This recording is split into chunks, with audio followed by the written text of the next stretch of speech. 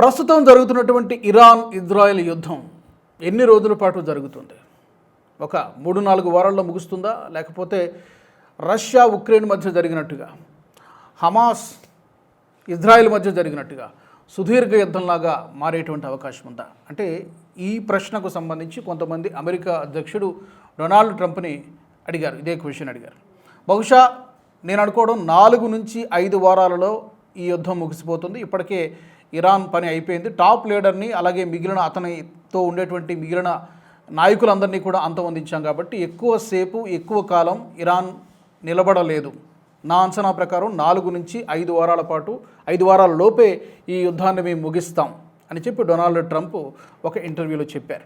అలాగే అలీ ఖమేనీని ఎందుకు చంపాము అనే దానికి సంబంధించి కూడా ప్రివెంటివ్, అంటే ముందుగానే మా మీద అటాక్ చేస్తారు అనేటువంటి కారణంగా చెబుతూ ఇజ్రాయెల్ చెప్పినటువంటి మాట, అలాగే అమెరికా కూడా అదే చెప్పింది. తర్వాత మరొక ఆసక్తికరమైనటువంటి విషయం డొనాల్డ్ ట్రంప్ ఏం చెప్పారంటే, నన్ను చంపడానికి, అంటే డొనాల్డ్ ట్రంప్ను చంపడానికి 2 సార్లు ఇరాన్ ప్రయత్నం చేసింది. అందుకనే నన్ను చంపడానికంటే మరొకసారి ప్రయత్నం చేసినా ఆశ్చర్యపోవాల్సినటువంటి అవసరం లేదు. ఎందుకంటే నన్ను చంపడానికంటే ముందే నేనే అతన్ని చంపేశాను, అంతమొందించాను. ఇదొక కారణం. రెండోది, ఇరాన్ దగ్గర అణ్వాయుధాలు ఉండకూడదు, ఎందుకంటే ఉగ్రవాదాన్ని పెంచి పోషిస్తోంది కాబట్టి ఇది పర్టికులర్గా వెస్ట్ ఏషియాకి, ప్రపంచానికి కూడా మంచిది కాదు. ఈ 2 కారణాలతోనే అలీ ఖమేనీని అంతం చేశాం అని చెప్పి డొనాల్డ్ ట్రంప్ చెప్పారు. అయితే ఎన్నికల ప్రచారంలో భాగంగా అప్పుడు చాలామంది గుర్తునే ఉంటుంది, 2 సార్లు అతని చెవిని తాకుతూ ఒక బుల్లెట్ వెళ్ళిపోయింది. దాని మీద చాలా చర్చ జరిగింది. అతను కావాలని, అతను సింపతి కోసమే ట్రంప్ చేయించుకున్నాడా, రకరకాల దాని మీద విచారణ జరిగింది. బట్ ఏమీ తేలలేదు.